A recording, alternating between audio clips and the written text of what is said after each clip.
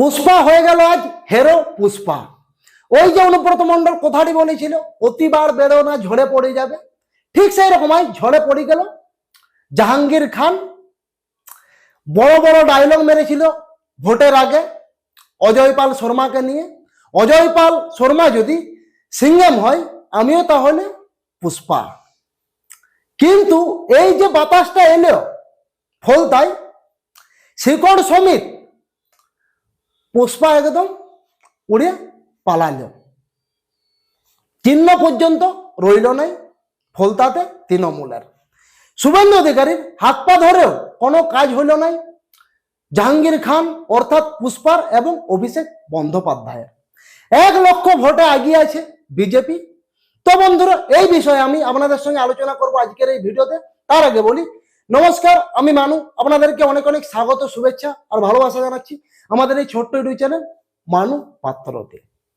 বন্ধুরা, 21 তারিখে যে ভোট হয়েছিল ফলতায় দ্বিতীয় নির্বাচন, আজ তার রেজাল্ট এখনো বেরোয়নি।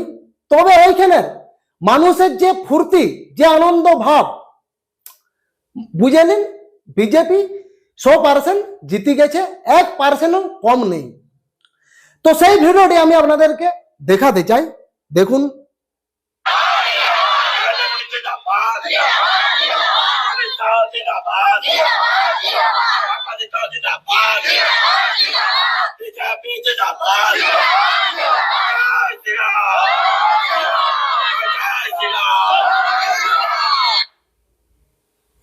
দু 2021 সালের ভোটে ফলতার মানুষজন এইভাবে আনন্দ ফুর্তি করত যদি মানুষ ঠিকভাবে ভোটটা দিতে পারত।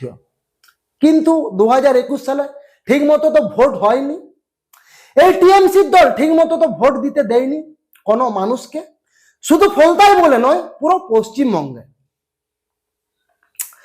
এই যে ফলতায় 21 তারিখে দ্বিতীয় নির্বাচন হলো, একটাই কারণ, ফার্স্ট যে নির্বাচনে ভোট হয়েছিল ইভিএম মেশিনে চিটপটি মেরে দেওয়া, আরো অনেক কিছু ব্যাপার আছে।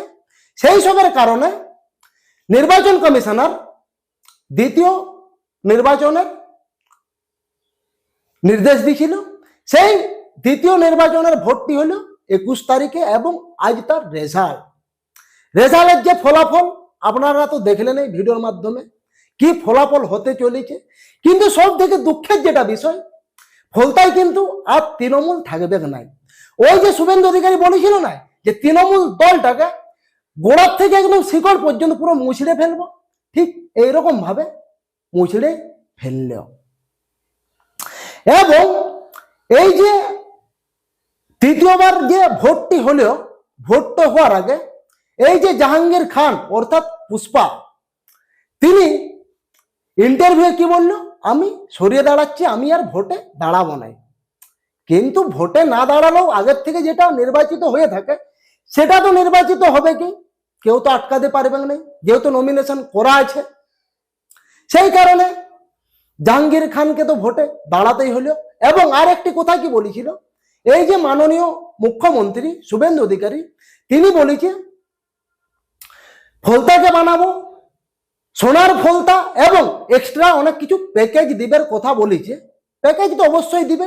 এবং ফলতার মানুষকে বলেছিল যে 1 লক্ষর বেশি যদি ভোটে বিজেপি জিতে এবং আপনারা যদি জিতেন, প্যাকেজের সাথে সাথে সোনার ফলতা বানাবো, এই কথাটা খাস শুভেন্দু অধিকারী বলেছে।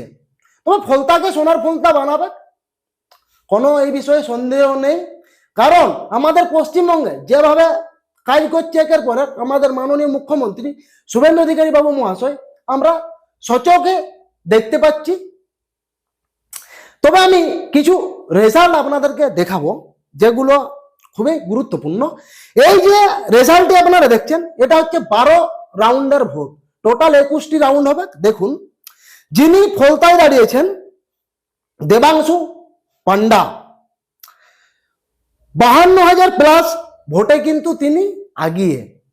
বুঝতে পারছেন বিজেপির যে একটা ক্রেজ ফলতায়, সচকে দেখুন 2021 সালের ভোটে কিন্তু বিজেপির এইরকমই ক্রেজ ছিল, হাওয়া কিন্তু বিজেপিরই ছিল, কিন্তু ঠিক মতো ভোট হতে দেয়নি টিএমসির নেতারা, টিএমসি কর্মীরা। এই কারণেই বিজেপি হেরে গেছিল 2021 সালে। এই কারণেই তো কোড়া নির্বাচনে ভোট হলো। কোড়া নির্বাচনে ভোট হতেই বিজেপি একদম তুলকালাম করলো আমাদের পুরো পশ্চিমবঙ্গে। কিন্তু এই যে পুষ্পা অর্থাৎ জাহাঙ্গীর খান দেখছেন কত, 4046, বুঝতে পারছেন, 4046 ভোট, মাইনাস কত আছেন দেখতে পাচ্ছেন, 76,352। প্রমাণ পেয়ে গেলেন। 72% মতো মিনিমাম হিন্দু আছে ফলতায়। একটা আমি ভিডিও দেখছিলাম, ওইখানে যারা লোকাল মানুষ ইন্টারভিউ দিচ্ছিল, মানে হিন্দুদেরকে ঠিক মতো ভোট পর্যন্ত দিতে দেয়নি। তৃণমূল যে রানিং সরকার ছিল তখন। কিন্তু এই যে ভোটটা হলো 2026-এ, রানিং সরকারে যদি তৃণমূল থাকতো,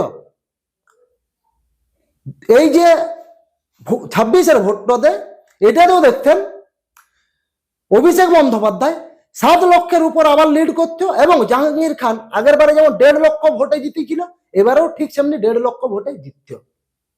কিন্তু তৃণমূলের এইখানে কোনো গন্ধই নেই। কিন্তু বিজেপির পর যেটা আসছে বাম, বাম দেখছেন কত, 27,545। মানে বিজেপির পর বাম। বাম কিন্তু আগের বারে যেটা ভোট পেয়েছিল সেভাবেই কিন্তু ধরে রেখেছে। আর একজন আছে দেখুন এখানে, ইন্ডিয়ান ন্যাশনাল কংগ্রেস যে দাঁড়িয়েছে এইখানের আব্দুর রজ্জক মোল্লা, তিনি আগের বারে যে ভোট পেয়েছিল সেই মাপে কিন্তু ব্যালেন্সে ঠিকই আছে।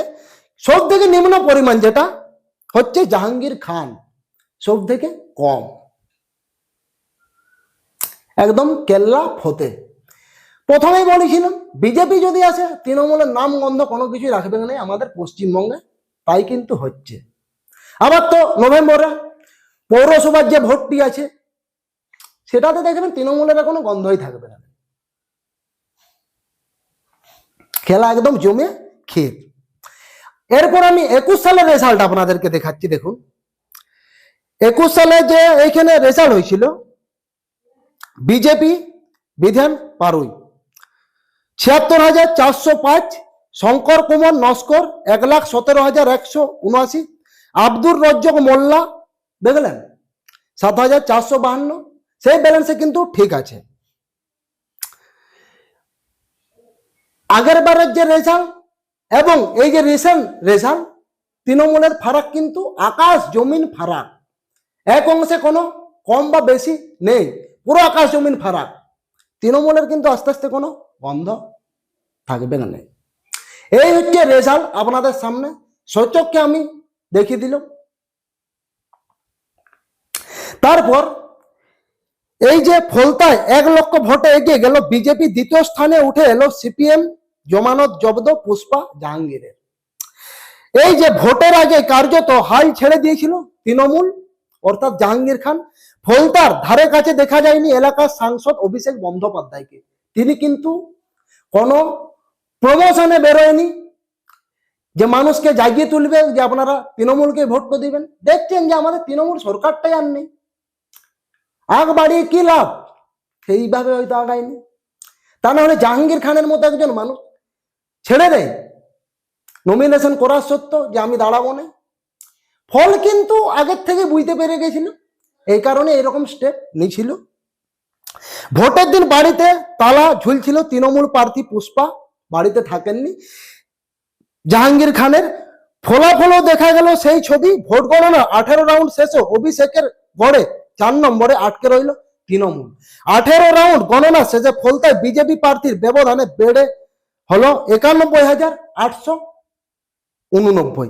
তিনি 1,29,075টি ভোট পেয়েছেন। দ্বিতীয় স্থানে সিপিএম প্রার্থী রয়েছেন, তিনি পেয়েছেন 37,186টি ভোট।